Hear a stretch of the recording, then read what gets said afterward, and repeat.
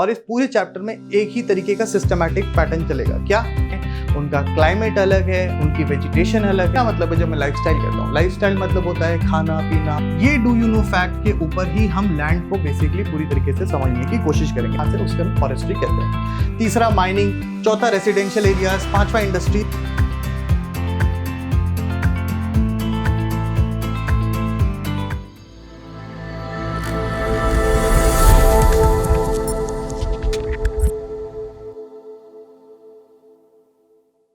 Hello guys, welcome back. So we were doing chapter 2 of class 8 geography. So आज हम लोग chapter 2 करेंगे। हमने ऑलरेडी चैप्टर 1 फिनिश कर दिया था पिछले सेशन में। Chapter 1 was a shorter one, so we could finish it in one go. और एक मेरे ख्याल से एक वीडियो में हो गया था, वो 25-30 मिनट्स का था। But this chapter is quite long and it will take a lot of time. So what we have decided is कि हम इसको पार्ट्स में डिवाइड कर देंगे और फिर हम इसको पढ़ेंगे। इसको पढ़ने का यही एक तरीका है, अदरवाइज आप बोर हो जाओगे, वरना ना थोड़ा मोनोटोनस हो जाएगा। अभी फिलहाल के लिए मेरी प्लानिंग ये है कि हम इसको 2 पार्ट्स में डिवाइड करेंगे। बट अगर मुझे लगा कि ये पहला पार्ट भी थोड़ा लंबा हो रहा है तो मैं इसको यहाँ पे पॉज करके फिर हम उसको और फर्दर पार्ट्स बना लेंगे उसके। सो एक बार थोड़ा क्विक रिवीजन कर लेते हैं पहले चैप्टर का। चैप्टर 1 में हमने क्या पढ़ा था? रिसोर्सेज के बारे में पढ़ा था। रिसोर्सेज में हमने ये पढ़ा था कि रिसोर्सेज बेसिकली क्या होते हैं। रिसोर्सेज वो कोई भी चीज जो हमारी नीड को पूरी करे उसे हम रिसोर्स कहते हैं। और वहाँ पर हमने क्लासिफिकेशन भी पढ़ा था, नेचुरल रिसोर्स के बारे में और मैन मेड रिसोर्सेज के बारे में। इस पर्टिकुलर चैप्टर के अंदर हम नेचुरल रिसोर्सेज की डेप्थ में घुसेंगे और इस पूरे चैप्टर में एक ही तरीके का सिस्टमैटिक पैटर्न चलेगा। क्या? ये जो चैप्टर का नाम है वो है land, soil, water, natural vegetation and wild life resources. तो ये क्या होगा कि हम इसमें देखेंगे कि लैंड कैसे रिसोर्सेज हैं, लैंड कैसे रिसोर्स है, उसके ऊपर क्या चैलेंजेस हैं, हम उसको कैसे ओवरकम करेंगे। बिल्कुल वैसे ही पैटर्न पे सॉइल कैसे रिसोर्स है, कैसे बनती है, इसके अलावा उस पर क्या चैलेंजेस हैं, उसको हम कैसे ओवरकम करेंगे। वही पैटर्न वाटर, नेचुरल वेजिटेशन और वाइल्ड लाइफ रिसोर्सेज में भी हम क्या करेंगे? कंटिन्यू करेंगे। ठीक है। So without wasting any further time let's get into the chapter. जैसे कि मैंने पहले चैप्टर में भी किया था, so what we are doing is basically we are actually doing a very systematic pattern of studying the chapter. हमने क्या किया? हमने उसको कंटेंट में डिवाइड कर लिया है, राइट? इस कंटेंट में डिवाइड करने से क्या मतलब हो जाएगा? इस कंटेंट में डिवाइड करने से ये हो जाएगा कि हमारी जो स्टडी है वो थोड़ी सिस्टमैटिक प्लान्ड हो जाएगी और हम आसानी से कर लेंगे। इसके अलावा एक और एडवांटेज होगा, आप बड़े बड़े जो क्वेश्चंस होते हैं ना उसको भी आसानी से प्रिपेयर कर लोगे। जैसे लैंड एज ए रिसोर्स क्या है, लैंड यूज क्या होता है, उसके अलावा कौन कौन से ऐसे फैक्टर्स हैं जो कि लैंड यूज को इन्फ्लुएंस करते हैं। थर्ड में है क्लासिफिकेशन ऑफ लैंड, लैंड का क्लासिफिकेशन कैसे करते हो। इसके अलावा what are the threats on the land, कि लैंड के ऊपर कौन कौन से चैलेंजेस हैं। और लास्ट वाले टॉपिक में हम क्या करेंगे कि वो जो चैलेंजेस हैं हम उसको ओवरकम कैसे करेंगे और कैसे हम उन प्रॉब्लम से बच सकते हैं। बिल्कुल इसी तरीके से हम सॉइल को भी पढ़ेंगे कि सॉइल क्या है, कैसे बनती है, कौन कौन से फैक्टर्स हैं जो कि उसके फॉर्मेशन में रोल प्ले करते हैं। सॉइल किस किस चीज़ की बनी हुई है, organic matter, inorganic matter, soil profile क्या होती है। इसके अलावा सॉइल के फॉर्मेशन में कौन कौन से फैक्टर्स अपना रोल प्ले करते हैं। और इसके अलावा बिल्कुल वैसी उसी तर्ज पे लास्ट में एक क्वेश्चन आएगा कि भैया लैंड, जैसे लैंड के ऊपर क्या चैलेंजेस थे तो सॉइल के ऊपर क्या चैलेंजेस हैं और हम उन चैलेंजेस को कैसे ओवरकम करेंगे। ठीक है। सो चलो शुरू करते हैं। ये है आपके एनसीईआरटी का पहला पेज और इसमें इस पूरे पैराग्राफ में, फर्स्ट पैराग्राफ में वो क्या बताने की कोशिश कर रहे हैं? वो ये बताने की कोशिश कर रहे हैं कि 2 इंडिविजुअल्स हैं और वो वर्ल्ड के 2 अलग अलग हिस्सों में रहते हैं। अलग अलग हिस्सों में रहने से उनके जो लैंड फॉर्म्स अलग हैं, उनका क्लाइमेट अलग है, उनकी वेजिटेशन अलग है और इन सब के होने के कारण क्या हो रहा है? उनकी जो लाइफस्टाइल है वो भी अलग है। क्या मतलब है जब मैं लाइफस्टाइल कहता हूँ? लाइफस्टाइल मतलब होता है खाना पीना, ओढ़ना पहनना, ऑक्यूपेशन, ये सारी चीज़ें लाइफस्टाइल के अंदर इंक्लूडेड रहती हैं। सो जैसे जैसे आप जहाँ पे रहोगे उसी तरीके की आपकी लाइफस्टाइल होएगी, उसी तरीके का आप काम करोगे, उसी तरीके से आप जीना और अपना खाना पीना करोगे, राइट? चैप्टर की शुरुआत होती है यहाँ से, लैंड से। और ये जो डू यू नो फैक्ट है, ये डू यू नो फैक्ट के ऊपर ही हम लैंड को बेसिकली पूरी तरीके से समझने की कोशिश करेंगे। It's a very important point, इसलिए आपको ध्यान में रखना पड़ेगा इसको समझने के लिए पहले यहां चलते हैं। इस फैक्ट में वो ये बेसिकली बताने की कोशिश कर रहे हैं कि ये जो हमारी प्यारी धरती है, इसका जो 70% एरिया है वो कवर्ड है किससे? पानी से कवर्ड है, यानी समंदर से कवर्ड है। जब भी आप किसी को मैप में देखोगे ना, पूरा वर्ल्ड मैप देखोगे, तो आपको ज्यादातर समझ में आएगा कि इसका ऊपर का रीजन, ये वाला रीजन, इसका ये वाले रीजन, ये सारे रीजन किससे मतलब भरे हैं? समंदर से भरे हुए हैं। अब ओशन से भरे रहने से क्या हो रहा है कि ये एक्सपोज नहीं है, मतलब यहाँ लैंड आपको दिखेगा नहीं, ये सब क्या है? सबमर्ज्ड है अंडर। तो अगर 70% जो है वो समंदर के अंदर है, तो फिर एक्सपोज्ड कितना है? तो एक्सपोज्ड है केवल 30%।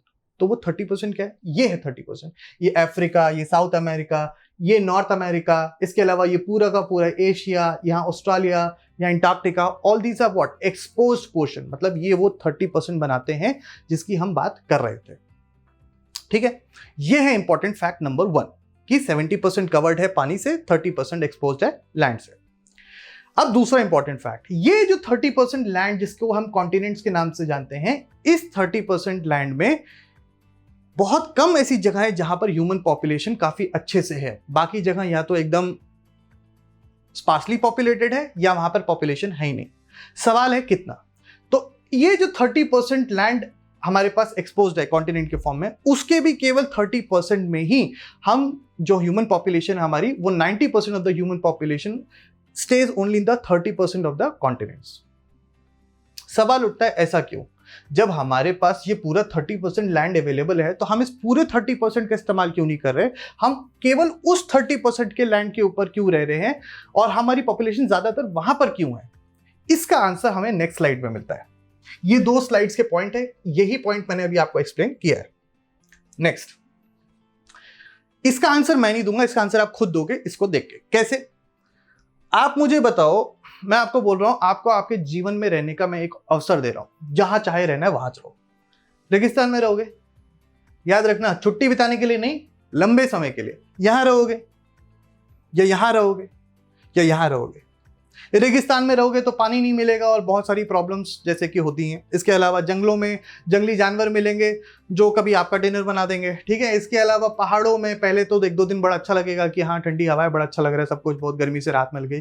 पर तीसरे दिन से या दूसरे दिन से या उसी शाम से आपको खराब लगने लगेगा, क्योंकि बाकी की सहूलियतें आपको वहां पर मिलेंगी नहीं और फिर आपको ठंड लगने लगेगी और फिर XYZ प्रॉब्लम्स। तो आप रहना एक्चुअली में जो पसंद करोगे लंबे समय के लिए, वो यहां रहना पसंद करोगे, यहां रहना पसंद करोगे और यहां रहना पसंद करोगे। यहां का क्या मतलब है? सिंपल सी बात है, ये शहर है, शहर में तमाम एमिनिटीज होती हैं, आप एक बटन दबाते हो आपके लिए चीजें आ जाती हैं, स्विगी, जोमेटो और बहुत सारी चीजें। वैसे ही ये खेती बाड़ी, जहां पर अच्छी सॉइल होती है, अच्छी मिट्टी होती है, वहां पर खेती अच्छी होती है, वहां पे आपको खाना सस्ता मिलेगा, वहां पे चीजें अच्छी से होंगी। इसके अलावा तीसरा, जहां पर बिल्डिंग्स होंगी, जहां ऑफिस होंगे, जहां रेसिडेंशियल एरियाज होंगे। ऑफ कोर्स हर इंसान को अपनी करियर में ग्रोथ चाहिए होती है, आपके पेरेंट्स भी एक एस्पायर करते हैं कि वो अच्छे शहर में जाएं, आपकी शिक्षा अच्छी हो, वो सबके लिए आप यहां पर रहोगे। कुल मिला के ये जो पोर्शन है, ये वो 30% में ही आपको मिलेगा, जो कि हमने पिछले स्लाइड में बात करी थी। हमने कहा था ना कि हमारे पास पूरा 30% अवेलेबल है, बट उस 30% के भी केवल 30% में 90% पॉपुलेशन क्यों रह रही है? इस वजह से रह रही है क्योंकि यहां पर उनको फेवरेबल क्लाइमेट मिलता है, एग्रीकल्चर मिलता है और अपॉर्चुनिटीज मिलती है रहने की, जहां पर वो बेटर तरीके से ग्रो कर सके। सिंपल है ना? अब मैं इसी कंटेक्स्ट को यहां पर बताऊंगा जो आपके एनसीईआरटी में नहीं है, मगर यहां पर हम उसको समझेंगे कि वो जो 30% 90% मैं कह रहा हूं वो यहां पर कैसे अप्लाई होता है। ज्यादातर इंडियन पॉपुलेशन आपको इन एरियाज में दिखेगी या फिर इन एरियाज में दिखेगी। सवाल उठता है इन एरियाज में क्यों नहीं दिखेगी, इस एरिया में क्यों नहीं दिखेगी, इस एरिया में क्यों नहीं दिखेगी, इसके अलावा इस एरिया में क्यों नहीं दिखेगी और इस एरिया में क्यों नहीं दिखेगी, या फिर इन एरियाज में ज्यादा क्यों नहीं दिखेगी? क्योंकि ये वही डेजर्ट, वही जंगल, वही पहाड़ है जहां पर आप ज्यादा समय नहीं बिता सकते। इसलिए इन रीजंस के वजह से हमें ज्यादातर पॉपुलेशन वहां मिलती है जहां हमारे पास फेवरेबल फैक्टर्स होते हैं, जिसकी वजह से हम आराम से रह सकते हैं और अपने को ग्रो कर सकते हैं। तो हमारा जो चीजें थी, वो जो मैंने आपको अभी तक पढ़ाना था, जो मैंने आपको पढ़ाया, वो हमारा यहां तक कंप्लीट हो गया है। अब हम यहां से आगे शुरू करेंगे। यही सारे फैक्टर्स जो मैंने आपको पढ़ाए थे, वो यही मैंने स्लाइड्स के माध्यम से पढ़ा दिया। फॉर एग्जाम्पल, अगर आपको वो हो तो इसमें ही देखो कि ये यहां तक, आई एम सॉरी, ये लैंड यूज नहीं, I am sorry, this is थोड़ा सा हमें कंफ्यूजन हो गया। हमने आपको यहां तक पढ़ा है, अब हम आगे पढ़ेंगे कि लैंड यूज क्या होता है, कौन कौन से फैक्टर्स हैं, जो कि लैंड यूज को इन्फ्लुएंस करते हैं। इसके अलावा लैंड का क्लासिफिकेशन कैसे होता है, ये सब हम आगे वाली स्लाइड्स में पढ़ेंगे। तो सवाल उठता है लैंड यूज क्या होता है। सिंपल सी बात यह है, जैसा कि नाम बता रहा है वैसे ही काम है। लैंड यूज मतलब होता है कि आप किसी लैंड को किस पर्पस के लिए यूज कर रहे हैं, उसी को हम लैंड यूज कहते हैं। अब अलग अलग लैंड को आप अलग अलग यूज करते हो ना, तो वही बता रहा है। जैसे किसी लैंड को आप एग्रीकल्चरल यूज के लिए करोगे, किसी के लिए आप फॉरेस्ट्री को यूज करोगे। फॉरेस्ट्री मतलब क्या होता है, फॉरेस्ट्री मतलब जब हम जंगलों के प्रोडक्ट्स को, रिसोर्सेज को इस्तेमाल करते हैं, वहां से उसको हम फॉरेस्ट्री कहते हैं। तीसरा माइनिंग, चौथा रेसिडेंशियल एरियाज, पांचवा इंडस्ट्रीज, छठा रोड नेटवर्क। अगर आप ये कहो कि इनमें से केवल एक चीज की इंपॉर्टेंस है, हम पूरे लैंड में उसी का इस्तेमाल करेंगे, तो फिर वहां पर हम गलत हो जाएंगे। अगर माइनिंग नहीं होगी तो मिनरल्स नहीं मिलेंगे, मिनरल्स नहीं मिलेंगे तो आप और हमारी जिंदगी में जो अक्सर हम हर दिन में यूज कर रही चीजें हैं वो हमारे को प्राप्त नहीं होंगी। अगर हम केवल फॉरेस्ट्री करेंगे तो फॉरेस्ट्री से क्या होगा, सारे जंगल खत्म हो जाएंगे और हमारे साथ एक बड़ी प्रॉब्लम हो जाएगी। इसके अलावा हम इंडस्ट्रीज केवल नहीं बिछा सकते पूरी धरती पे, क्योंकि अगर हमने इंडस्ट्रीज बिछा दी सारी की सारी जगहों पर तो उससे बहुत सारा पॉपुलेशन, मतलब बहुत सारा पोल्यूशन होगा और बहुत सारी प्रॉब्लम्स आ जाएंगी। वैसे ही हम पूरी जगह एग्रीकल्चर नहीं कर सकते। अगर आप हर जगह खेती करोगे तो फिर आप ऑफिसेस कहाँ बनाओगे, इंडस्ट्रीज कहाँ बनाओगे। कुल मिला के हर लैंड का अपना एक स्पेसिफिक यूज होता है, उसी को हम लैंड यूज कहते हैं। सवाल उठता है इस टॉपिक को हम पढ़ क्यों रहे हैं, मजा आ रहा है या एनसीईआरटी में दे रखा है। वेल, एनसीईआरटी में दे रखा है, कुछ सोच समझ के दे रखा है। कैसे? सिंपल सी बात है भाई, देखो हर देश में अलग अलग तरीके, मतलब हर देश में ऑलमोस्ट सारी चीजें होती हैं, बट किसी देश में हम किसी पे ज्यादा फोकस करते हैं, किसी पे कम करते हैं। मगर कुछ ऐसे देश होते हैं जहां पर बैलेंस्ड अप्रोच होती है, सारे लैंड के यूजेस किए जाते हैं। इसका सबसे बेहतरीन एग्जांपल यूएसए है। यूएसए में ना एग्रीकल्चर के लिए भी बहुत लैंड है, रेसिडेंशियल एरियाज के लिए भी बहुत लैंड है, सब कुछ मिला के उनके पास पूरा बैलेंस्ड अप्रोच वो फॉलो करते हैं। बट किसी किसी देश में इंडस्ट्रीज का उतना बोलबाला नहीं है, किसी किसी देश में जंगल है ही नहीं, तो वो आप फॉरेस्ट्री करोगे कैसे। कुल मिला के हर देश का अपना लैंड यूज का अलग सा पैटर्न है। सवाल उठता है कि ये जो रोड नेटवर्क के लिए यूज हो रहा है, इंडस्ट्रीज के लिए यूज हो रहा है, रेसिडेंशियल एरियाज के लिए यूज हो रहा है, माइनिंग के लिए यूज हो रहा है, या फॉर दैट मैटर बाकी दो पर्पसेस के लिए यूज हो रहा है, ये डिसाइड कैसे करते हैं कि हमें कौन सी चीज कहां पर, मतलब किस तरीके से लैंड का यूज करना है। वो हम ऐसे डिसाइड करते हैं, इन सारी चीजों के माध्यम से। कैसे? अब एक सिंपल सी बात है भाई, आपने मेरे ख्याल से सॉइल के बारे में तो पढ़ा ही होगा, क्लास 7th में सॉइल का एक चैप्टर है। नहीं भी पढ़ा तो मैं आपको ना बेसिकली बता देता हूँ। सॉइल कुछ 8 प्रकार की है इंडिया में, आयकर के हिसाब से। आयकर मतलब वो इनकम टैक्स वाला नहीं, Indian council of agricultural research के हिसाब से कुछ 8 टाइप्स ऑफ सॉइल है, जिसमें एल्यूवियल सॉइल है, रेड सॉइल है, ब्लैक सॉइल है, लैटराइट सॉइल है, सैंडी सॉइल है। कुल मिला के बहुत सारी सॉइल है, मतलब 8 प्रकार की है। अब 8 के 8 प्रकार की सॉइल ऐसा नहीं है कि हर जगह है और सारे सॉइल्स का एक ही काम है। आप एरिड सॉइल्स में बहुत ज्यादा अच्छी खेती नहीं कर सकते हो, आप एल्यूवियल सॉइल में कर सकते हो। तो जहां एल्यूवियल सॉइल मिलेगी आपको, जहां पर एल्यूवियल सॉइल आपको मिलेगी, वहीं ना आप ज्यादा खेती करने की कोशिश करोगे। ब्लैक सॉइल मिलेगी तो आप वहां पे कॉटन और काजू तरीके की चीजें उगाओगे। कुल मिला के जिस तरीके की सॉइल होगी उस तरीके से आप वहां पे लैंड यूज करोगे। दूसरा, अब सोचो अगर आपको अचानक से पता चले कि आपके घर के पीछे वाले जंगल में बहुत ज्यादा आयरन और गोल्ड मिलता है, तो आप माइनिंग करोगे कि नहीं, या बैठ के वहां खेती करना शुरू कर दोगे। खेती will fetch you only 10 rupees while mineral will fetch you 1000 rupees. What will you choose? You will choose minerals. Next is climate. Of course for obvious reasons you can not, मतलब आप अगर बहुत ज्यादा कहीं पर बारिश हो रही है, बहुत एकदम वहां पे हमेशा साल के ज्यादातर टाइम में बारिश ही होती रहती है, तो आप वहां पर बैठ के क्या बोलते हैं, कोई ऐसा काम तो नहीं करोगे जो सनी एरियाज में किया जाता है, जैसे नमक बनाने का काम हो गया या जैसे सोलर एनर्जी के पैनल्स लगाने का काम हो गया। आप वहां पे वैसा काम तो करोगे नहीं। कुल मिला के आप क्लाइमेट के ऊपर डिपेंड करेगा आप कैसा लैंड यूज करोगे। वैसे ही आप मिनरल्स की अवेलेबिलिटी पे डिपेंड करेगा कि आप वहां पर माइनिंग करोगे या क्या करोगे। अगर सॉइल अच्छी है, एल्यूवियल सॉइल है, ब्लैक सॉइल है, तो आप वहां एग्रीकल्चर करोगे। अगर ह्यूमन पॉपुलेशन और टेक्नोलॉजी, तो वहां पे आप रेसिडेंशियल एरियाज का यूज करोगे। मेरी बात याद रखना, इस पिछले वाली स्लाइड को देखो। इस पिछले वाली स्लाइड में मैंने बोला था ना, रेसिडेंशियल एरियाज बनाएंगे, इंडस्ट्रीज बनाएंगे, या ये करेंगे वो करेंगे।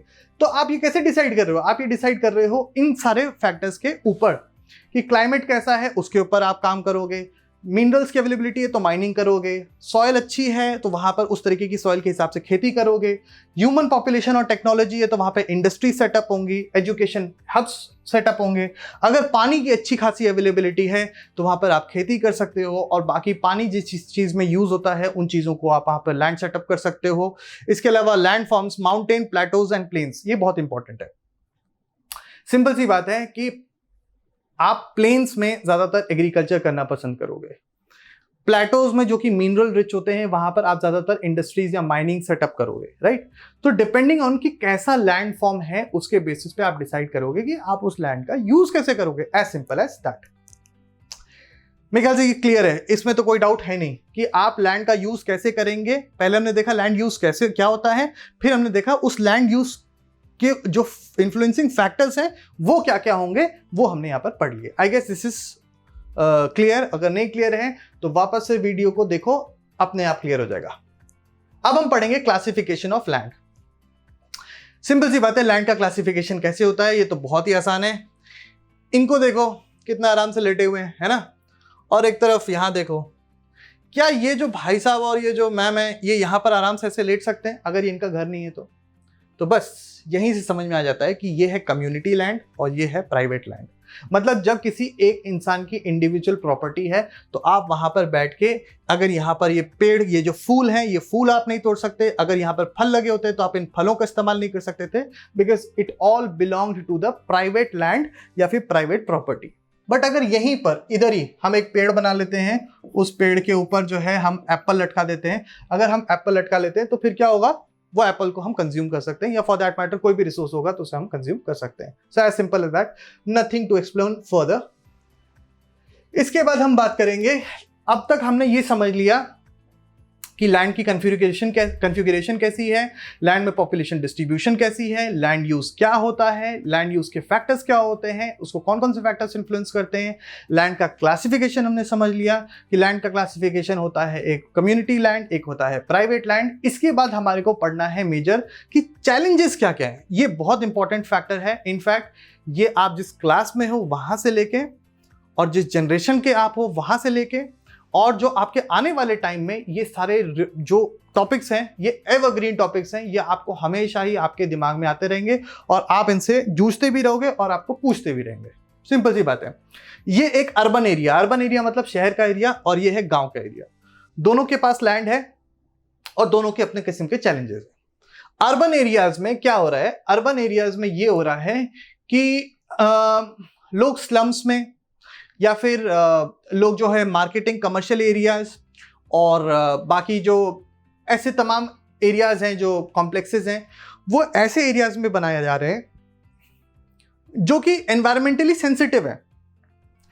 कभी कभी शहरों के अंदर वेटलैंड्स होते हैं, कभी कभी शहरों के अंदर मतलब ऐसी कुछ एरियाज होते हैं जो थोड़े से ग्रीन पैचेस होते हैं या वो इको सेंसिटिव होते हैं। आप उन इको सेंसिटिव एरियाज में कंस्ट्रक्शन नहीं कर सकते।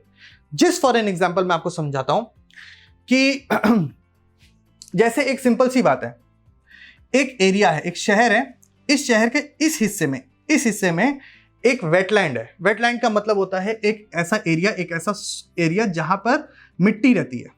अब ये मिट्टी है, आपने क्या किया, ये एक इको सेंसिटिव एरिया था, उस इको सेंसिटिव एरिया में आपने क्या किया, कंस्ट्रक्शन कर दिया। मिट्टी का काम क्या होता है, जब ऊपर से बारिश हो तो वो मिट्टी उसको सोख ले और फिर नीचे की तरफ ढकेल दे, इससे हमारा ग्राउंड वाटर का लेवल बढ़ता है और मेंटेन रहता है।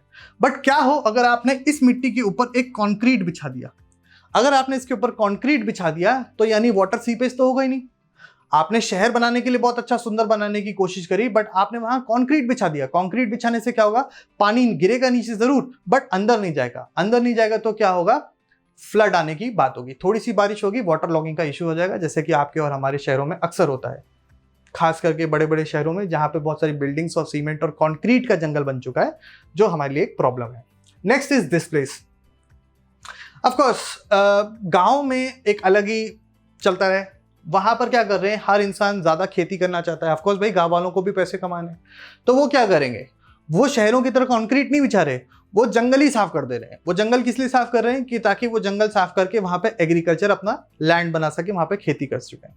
कुल मिला के दोनों के पास लैंड है, दोनों के पास अपने अपने चैलेंजेस हैं। शहरों में लोग जो है इको सेंसिटिव एरियाज में कंक्रीट बिछा रहे हैं जिसकी वजह से प्रॉब्लम हो रही है। वैसे ही एग्रीकल्चर जो एरिया है वहां पे एक्सपेंशन हो रहा है गांव में, और वो फॉरेस्ट का डिप्लीशन का कारण बन रही है। यहां पे दो वर्ड यूज किए गए, एनक्रोचमेंट। एंक्रोचमेंट का मतलब होता है जब आप किसी के हिस्से में जबरदस्ती ऑक्यूपेशन करते हैं, उसका एनेक्सेशन करते हैं, उसी को हम एंक्रोचमेंट कहते हैं। मतलब रोड थी 10 फीट की, सरकार ने अलाउ किया था, उनके प्लान में 10 फीट की रोड थी, बट लोगों ने क्या किया, अपने अपने शॉप्स को थोड़ा सा और आगे बढ़ा दिया। अब वो 10 फीट की रोड 6 फीट की हो गई, क्योंकि 4 फीट में जो ऑफिसेस थे, जो दुकानें थी और जो घर थे, वो उन्होंने जगह ले ली। इसी को इंक्रोचमेंट कहते हैं। यहां पर नेचर का इंक्रोचमेंट हो रहा है। नेचर ने अपने हिसाब से सब कुछ बनाया था, बट अब इंसान उसमें तब्दीलियां कर रहा है, चेंजेस कर रहा है। Next, okay, so meaning of land degradation and it's threat. हम तब से ये बात कर रहे हैं कि लैंड थ्रेट्स के बारे में बात कर रहे हैं, तो सबसे इंपॉर्टेंट वर्ड जो हमारे को समझ में आना चाहिए वो है लैंड डिग्रेडेशन। लैंड डिग्रेडेशन का मतलब क्या होता है? लैंड डिग्रेडेशन का एक सिंपल सा मतलब होता है जब किसी लैंड की बायोलॉजिकल या इकोनॉमिक कैपेसिटी डेट्यूरेट होने लगे, तो उसे हम क्या बोलते हैं कि वहां पे लैंड डिग्रेडेशन होना शुरू हो चुका है। मतलब जैसे कहते हैं ना कि आप गए और आपका जो रिजल्ट है वो पिछले बार 90% था, अब वो 70% हो गया, नेक्स्ट टाइम 60% हो गया है। तो मतलब कहने का मतलब यह है कि आप में डेट्यूरेशन आ रहा है। मतलब अब आप जो करते थे वो अब उस हिसाब से नहीं कर पा रहे हैं। लैंड जिस हिसाब से प्रोडक्टिविटी थी उसकी, अब वो नहीं हो पा रही है। उसके क्या क्या कारण हैं? सबसे पहला है growing population and it's load on limited resources of earth. Simple सी बात है भाई, केले हैं 4 और खाने वाले हैं 10, ठीक है? तो हमने क्या किया, अब यहां पर मिसमैच हो चुका है। मतलब 10 लोग आ चुके हैं खाने के लिए और केले बचे हैं केवल 4, यानी प्रॉब्लम आ चुकी है भाई, ठीक है? तो हम बढ़ते जा रहे हैं, हमारी पॉपुलेशन बढ़ती जा रही है और हमारी जरूरतें बढ़ती जा रही है, जिसके ऊपर लैंड के जो लिमिटेड रिसोर्सेज हैं उनके ऊपर प्रेशर बन रहा है। ये हमारा पहला चैलेंज। दूसरा, इसको हम बोलते हैं क्या? इसको बोलते हैं डेजर्टिफिकेशन। डेजर्टिफिकेशन आज के टाइम में बहुत इंपॉर्टेंट मुद्दा है। इनफैक्ट आई डोंट नो, अगर यूपीएससी एस्पिरेंट्स इसको देख रहे हैं तो मैं आपको बता दूं कि डेजर्टिफिकेशन यहाँ पर एक इंपॉर्टेंट इशू आता है। अक्सर ये लोग सोचते हैं कि डेजर्टिफिकेशन का मतलब है कि डेजर्ट्स के एरिया का एक्सटेंशन हो रहा है, एक्सपेंशन हो रहा है, उसको हम डेजर्टिफिकेशन कह रहे हैं। नहीं, ऐसी कोई बात नहीं है। डेजर्टिफिकेशन का मतलब होता है जब कोई सेमी एरिड एरिया और भी ज्यादा एरिड हो रहा है। थोड़ा टेक्निकल हो गया, ओके। मतलब कहने का सिंपल है कि कोई सूखा स्थान था, उतना सूखा नहीं था, बट अब वहां पे सूखेपन की जो कंडीशंस हैं और ज्यादा स्ट्रांग हो गई हैं। उसको हम बोलते हैं क्या? उसको हम बोलते हैं डेजर्टिफिकेशन, जो कि हमारे लिए एक प्रॉब्लम है, एक लैंड डिग्रेडेशन है। इससे भी लैंड की जो प्रोडक्टिविटी थी वो कम हो रही है, और इससे भी क्या हो रहा है, लैंड की प्रोडक्टिविटी कम हो रही है, क्योंकि पहले सूखा था, अब और ज्यादा सूखा हो गया है। तीसरा हमारे पास इंपॉर्टेंट प्रॉब्लम क्या है? तीसरा है लैंड सैलिनाइजेशन। ये भी बहुत इंपॉर्टेंट कॉन्सेप्ट है। ये भी मेरे ख्याल से यूपीएससी वालों को देखना चाहिए। इनफैक्ट आपकी क्लास में तो जो देख रहे होंगे सो देख ही रहे हैं। लैंड सैलिनाइजेशन का मतलब क्या होता है? सिंपल सी बात है, हर लैंड एक पर्टिकुलर खेती के लिए सूटेबल होता है, क्योंकि वहां पर एक फिक्स अमाउंट ऑफ बारिश होती है। फिक्स मतलब थोड़ा बहुत ऊपर नीचे। तो उस बारिश के हिसाब से, उस क्लाइमेट के हिसाब से वहां पे कौन सा क्रॉप ठीक रहेगा वो हमें उगाना चाहिए। बट कुछ स्टेट्स में, जैसे कि पंजाब और हरियाणा में, क्या किया जा रहा है कि वहां पर ऐसी चीजें उगाई जा रही हैं जो वहां की क्लाइमेटिक कंडीशंस और लैंड की कंडीशंस के हिसाब से सूटेबल नहीं है। कैसे? ऐसे, अभी मान लो ये एक लैंड है, यहां पर आप पहले अगर मिलेट्स उगाते तो अच्छी बात थी, मिलेट्स काफी कम पानी पीते हैं। बट अगर आपने यहां पर राइस उगाना शुरू कर दिया, तो rice is a water intensive crop. मतलब इसको खूब सारा पानी चाहिए। खूब सारा पानी की वजह से आप क्या करोगे, आप यहां पर खूब सारा पानी डालोगे। बट यहां की मिट्टी वैसी नहीं है। अब मिट्टी क्या करेगी, ये खूब सारा पानी यहां पर स्टोर हो जाएगा, क्योंकि सीपेज कैपेसिटी उतनी नहीं है इसकी। जब सीपेज कैपेसिटी नहीं होगी तो क्या होगा कि यहाँ के जो मिनरल्स हैं, मतलब जो ग्राउंड के अंदर के मिनरल्स हैं, वो धीरे धीरे क्या करेंगे, वो एवापोरेट होना शुरू करेंगे। जब वो इवापोरेट होना शुरू करेंगे यानी ऊपर आएंगे, ऊपर आने से क्या होगा कि ये जो मिनरल्स है, मिनरल सॉल्टी तो होते हैं, इन मिनरल्स के मिट्टी में घुलने की वजह से क्या होगा, मिनरल की प्रोडक्टिविटी या मिनरल की जो क्वालिटी है वो खराब हो जाएगी। इसी को हम कहते हैं सैलिनाइजेशन। क्या बोलते हैं इसे? मिनरल्स सॉइल सैलिनाइजेशन या लैंड सैलिनाइजेशन। इसके बाद हम आते हैं इंपॉर्टेंट फैक्टर के ऊपर, ये है सॉइल इरोजन। ये सॉइल इरोजन क्या होता है? सॉइल इरोजन मतलब होता है, सॉइल इरोजन का मतलब होता है सॉइल का मूवमेंट एक जगह से दूसरी जगह। क्या फर्क पड़ रहा है? मिट्टी एक जगह से दूसरी जगह जा रही है तो क्या प्रॉब्लम हो रही है? प्रॉब्लम इसलिए आ रही है क्योंकि मिट्टी को बनने में बहुत साल लगते हैं भाई, thousands of year, millions of years लगते हैं एक सेंटीमीटर ऑफ थिक सॉइल को बनने के लिए। तो बन रही तो हमारे को क्या फर्क पड़ता है? इसलिए फर्क पड़ता है क्योंकि ये मिट्टी बहुत इंपॉर्टेंट है, इसी के ऊपर हम क्रॉप्स उगाते हैं, इसी के ऊपर हम एग्रीकल्चर करते हैं। अगर मिट्टी नहीं रहेगी तो फिर खेल खत्म है। तो इसीलिए सॉइल इरोजन होता है। सॉइल इरोजन का मतलब क्या होता है? सॉइल इरोजन का मतलब होता है मिट्टी बनती है और वो मिट्टी अपनी जगह पे रहती है बिकॉज ऑफ वेजिटेशन। मतलब क्या होता है, जैसे ये पेड़ है, इसके बगल में घास है, एक और पेड़ है और यहां पे मिट्टी है। अभी क्या है कि ये जो पेड़ है ना, इसकी रूट्स होती हैं, ऐसे करके इसकी रूट्स होती हैं। इन रूट्स का काम होता है कि इस मिट्टी को ना, और या फिर जो घास होती है उसका काम क्या होता है, इस मिट्टी को होल्ड करके रखती है। अगर हमने ये घास काटा और हमने ये पेड़ काटा तो मिट्टी को होल्ड करने के लिए या मिट्टी को पकड़ने के लिए कोई चीज नहीं बचेगी। हल्की सी बारिश, इसको आपने काट दिया, हल्की सी बारिश हुई और बारिश के साथ ये मिट्टी फ्लो होके एक जगह से दूसरी जगह चली गई। तो दूसरी जगह कहाँ गई?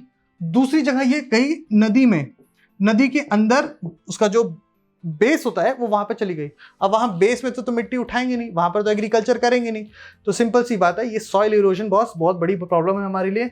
इसको हमारे को ठीक करना पड़ेगा और इसके लिए जरूरी है कि हम डिफॉरेस्टेशन ना करें। जितनी ज्यादा वेजिटेशन को हम प्रिजर्व करके सकें, रिजर्व करके रख सकें, उतना ज्यादा हमारे लिए इंपॉर्टेंट रहेगा। इसके बाद लैंडस्लाइड। लैंडस्लाइड क्या होता है? लैंडस्लाइड का मतलब होता है एक बड़ा सा पीस ऑफ लैंड जो है वो खिसक के नीचे आ जाता है, उसी को हम लैंडस्लाइड कहते हैं। सवाल उठता है ऐसा क्यों होता है और कहाँ होता है? ज्यादातर ये सारी जो चीजें हैं वो आपको माउंटेन में देखने को मिलेगी और ये तब होता है जब, क्योंकि माउंटेन एक इको सेंसिटिव एरिया है। अगर उस इको सेंसिटिव एरिया में आप कंस्ट्रक्शन करेंगे, आप पहाड़ों को काटेंगे, तो उससे क्या होगा कि लैंड वीक हो जाएगा और अगर वो वीक हो जाएगा तो डेफिनेटली वो धंसेगा और वो गिरेगा। यही सारी चीजें तो होती हैं। आपने लैंड को काटा, मतलब पहाड़ों को काटा, अब वो क्या कर रहे हैं, वो बड़े बड़े पत्थरों के फॉर्म में नीचे खिसक के गिर रहे हैं। इसी को हम बोलते हैं लैंडस्लाइड। सवाल है, ये लैंडस्लाइड, ये सॉइल इरोजन, ये सैलिनाइजेशन, ये ग्रोइंग पॉपुलेशन और ये सारी चीजें और ये डेजर्टिफिकेशन, ये सब क्या है? ये सारे चैलेंजेस हैं। किसके ऊपर? लैंड के ऊपर, इनके ऊपर थ्रेट्स हैं। तो हमें क्या करना है? हमारा ये जो लास्ट टॉपिक होगा इसका वो ये है कि हमारे को इस लैंड को कंजर्व करने की कोशिश करनी पड़ेगी। देखो, एक ये बड़ी अच्छी पिक्चर है लैंड का यूज, इसको ध्यान से देखना। लैंड का यूज कैसे चेंज हुआ है ओवर टाइम। शुरुआती दिनों में देखो, यहाँ पर एग्रीकल्चर भी हो रहा है, अच्छा खासा लैंड है इसके लिए, यहाँ जंगल भी है और यहाँ पर रेसिडेंशियल एरियाज भी हैं, मस्त है, सब कुछ ठीक है, बढ़िया है।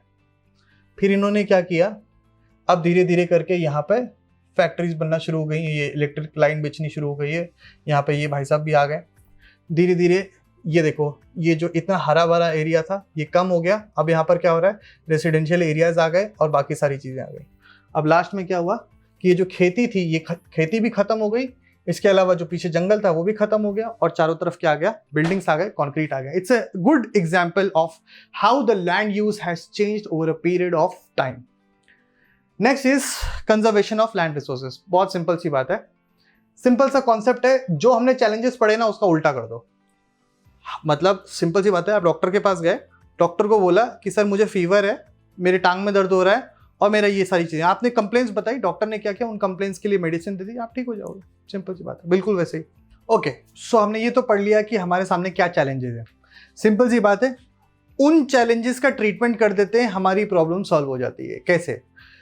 भाई आपकी प्रॉब्लम थी कि आप ओवर ग्रेजिंग कर रहे थे, आपकी प्रॉब्लम थी कि आप जो है सॉइल इरोजन कर रहे थे, आपकी प्रॉब्लम थी कि भाई ये सैलिनाइजेशन हो रहा था, और बाकी ये जो प्रॉब्लम थी वो थी लैंडस्लाइड्स की प्रॉब्लम थी। हम इन प्रॉब्लम्स को देखते हैं कि ये प्रॉब्लम्स क्यों हैं, हम इसी को ख़त्म कर देते हैं तो हमारा अपने आप कंजर्वेशन हो जाएगा लैंड का। सिंपल सी बात है, लैंड सैलिनाइजेशन को पकड़ लेते हैं। पहले सिंपल सी बात है कि भाई लैंड सैलिनाइजेशन क्यों हो रहा था, क्योंकि हम एक गलत क्रॉप का कल्टीवेशन कर रहे थे गलत जगह पर। अगर वहां पर वाटर डेफिशिएंट एरिया है, अगर वहां पे पानी कम है, तो हमारे को फॉर ऑब्वियस रीजन वहां पर ऐसे क्रॉप्स को ग्रो करना चाहिए जिससे कि वहां पर ये वाटर सैलिनाइजेशन का प्रॉब्लम ना हो। मतलब वाटर इंटेंसिव क्रॉप का ना उगा के हम ऐसे क्रॉप को उगाए जहां जो कम पानी का इस्तेमाल करते हैं। दूसरी प्रॉब्लम थी हमारी किसकी, सॉइल इरोजन की। तो सॉइल इरोजन क्यों हो रहा था, क्योंकि हम डिफॉरेस्टेशन कर रहे थे। डिफॉरेस्टेशन करने से क्या हो रहा था भाई, पेड़ ही नहीं रहेंगे, घास ही नहीं रहेगी, नेचुरल वेजिटेशन ही नहीं रहेगी, तो सॉइल को होल्ड करने के लिए कोई रहेगा नहीं। अगर सॉइल को होल्ड करने के लिए कोई नहीं रहेगा तो बारिश होगी और सॉइल को बहा के लेके चली जाएगी, जिसको कि हम सॉइल इरोजन के नाम से जानते हैं। सॉइल क्यों इंपॉर्टेंट है, और भी ज़्यादा क्यों इंपॉर्टेंट हो जाती है, क्योंकि इसका फॉर्मेशन बहुत लंबे समय में होता है। इसीलिए हम क्या करेंगे, हम पेड़ों को नहीं काटेंगे, इनफैक्ट हम पेड़ों को लगाएंगे, हम एफॉरेस्टेशन करेंगे। तीसरी बात आती है किसकी, लैंडस्लाइड्स की। सिंपल सी बात है, आप इको सेंसिटिव एरियाज में डेवलपमेंट और जो एनवायरनमेंट है इसके बीच में आपको एक बैलेंस बना के चलना पड़ेगा। आप मतलब अनब्रिटल्ड या फिर हम ये कहें कि अनस्टॉपेबल जो फॉर्मेशन है शहरों का, वो आप पहाड़ों में नहीं कर सकते। आप पहाड़ों में, आपको पहाड़ों की इज्जत करनी पड़ेगी, आपको एनवायरनमेंट नेचर की इज्जत करनी पड़ेगी, और आपको वहाँ पे ऐसी चीज़ें इस तरीके से डेवलपमेंट करना पड़ेगा कि ना ही डेवलपमेंट रुके और ना ही बहुत ज़्यादा नुकसान हो एनवायरनमेंट को। इसके बाद एक इंपॉर्टेंट था check over grazing and stop deforestation. Simple सी बात है, वही उसी पॉइंट पे हम आ रहे हैं, सॉइल इरोजन के पॉइंट पे। क्योंकि सॉइल इरोजन केवल मैन मेड रीजंस के वजह से नहीं होता, नेचुरल रीजंस के वजह से भी होता है। उसमें ये होता है कि जो मैं अभी बताने जा रहा हूँ वो तो खैर दोनों है, नेचुरल भी है और मैन मेड भी है। क्योंकि क्या होता है कि जो शेपर्ड्स होते हैं वो ओवर ग्रेजिंग कराते हैं अपने जानवरों को। ओवर ग्रेजिंग का मतलब क्या होता है, जानवर क्या करते हैं, वेजिटेशन खाते हैं, घास खाते हैं। और मैंने आपको पहले ही बता दिया कि घास और वेजिटेशन का काम क्या है, मिट्टी को पकड़ के रखना। अगर वो घास या वेजिटेशन नहीं रहेगी तो मिट्टी नहीं पकड़ के रह पाएगी, और जैसी बारिश होगी वो बहा के ले जाएगी, और फिर हमारे को आगे का रिजल्ट पता है उससे आगे क्या होगा। So we have to stop overgrazing, we have to stop deforestation, we have to plant more and more trees, we have to go for afforestation. So we have to check unnecessary over construction in eco sensitive zones like mountains, and we have to have the farming and agriculture according to the nature and according to the climate of a particular area. If we do all such things, we can stop the land degradation, we can stop, or we can put a road blockade on the challenges which are being faced by the land. So I think this is enough for the day. हम एक काम करते हैं, land as a resource हम यही complete करते हैं first video में। इसके बाद हम सॉइल एज अ रिसोर्स पढ़ेंगे, क्योंकि वो भी काफ़ी इंपॉर्टेंट टॉपिक है। एक साथ पढ़ोगे तो ना मैं पढ़ाने में अच्छा लगेगा और ना आपको पढ़ने में अच्छा लगेगा। So with this we complete here. आपसे बस एक ही एक्सपेक्टेशन है, please revise this. Without revising do not go for the second topic, नहीं तो समझ में नहीं आएगा। पहले रिवाइज कर लेना अच्छे तरीके से, उसके बाद हम सेकेंड टॉपिक पे जाएंगे। Thank you so much.